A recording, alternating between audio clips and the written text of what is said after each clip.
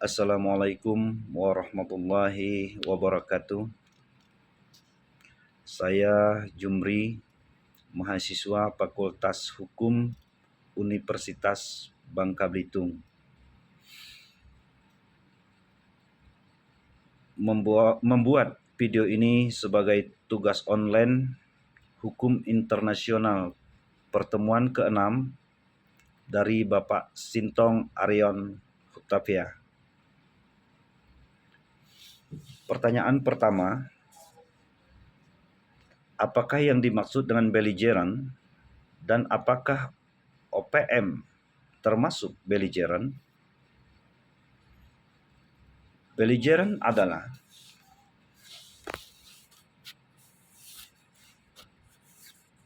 kelompok pemberontak atau pihak yang terlibat dalam konflik bersenjata dalam suatu negara yang telah diakui memiliki kedudukan tertentu dalam hukum internasional. Artinya, mereka bukan negara, tetapi diakui sebagai pihak yang berperang, combatant dalam konflik bersenjata. Dalam hukum internasional, suatu kelompok dapat diakui sebagai belligerent jika memenuhi kriteria antara lain: 1. Menguasai wilayah tertentu secara efektif. Yang kedua, memiliki organisasi pemerintahan yang jelas. 3. Memiliki kekuatan militer yang teratur. 4. Mematuhi hukum perang, hukum humaniter internasional. Dan yang kelima, diakui oleh negara lain atau pihak internasional. Apakah OPM termasuk belligerent? Tidak. OPM atau Organisasi Papua Merdeka adalah kelompok separatis di Indonesia. Mereka tidak menguasai wilayah secara stabil dan efektif, tidak memiliki pemerintahan yang diakui secara internasional, tidak diakui oleh negara lain sebagai pihak berperang, dan tidak memiliki status hukum internasional sebagai belligerent. Pertanyaan kedua, kapan individu dapat disebut sebagai subjek hukum internasional? Apakah Rodrigo Duterte memenuhi syarat tersebut?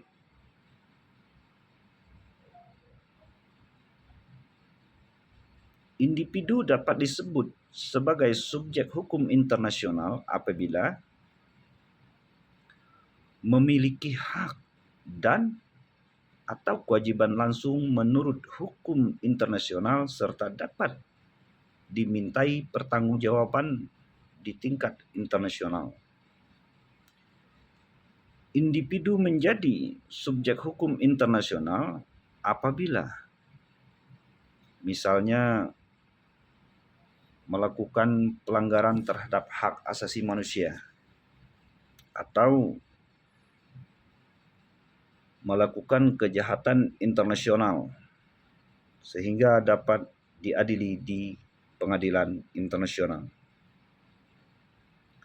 Rodrigo Duterte, mantan presiden Filipina, dikaitkan dengan dugaan pelanggaran HAM berat dalam war on drugs secara hukum internasional, memenuhi syarat sebagai subjek hukum internasional karena individu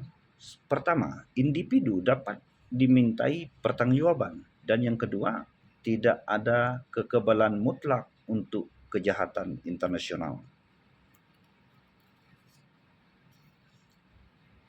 Jabatan Kepala Negara tidak menghapus tanggung jawab internasional. Prinsip ini ditegaskan dalam hukum pidana internasional modern.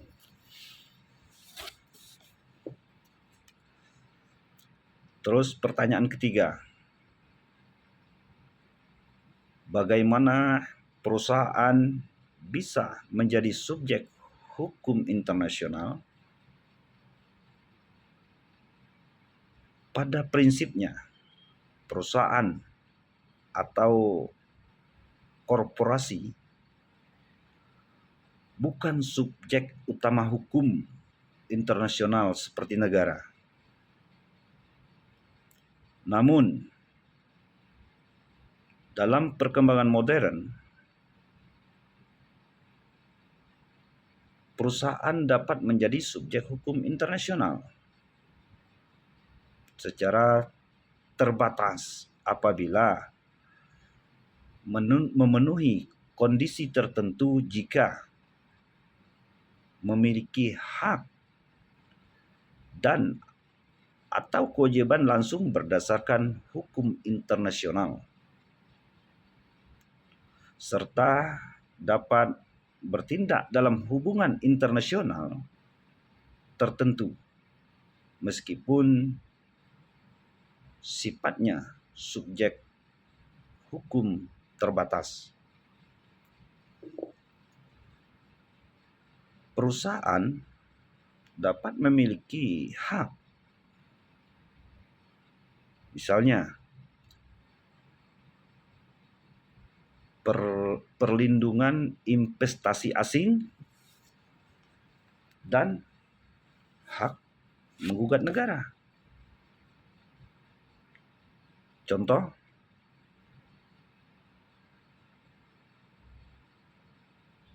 gugatan perusahaan terhadap negara melalui arbitrase internasional.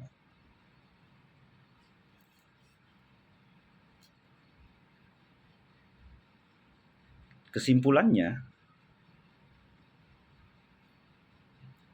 perusahaan menjadi subjek hukum internasional secara terbatas apabila memiliki hak dan kewajiban internasional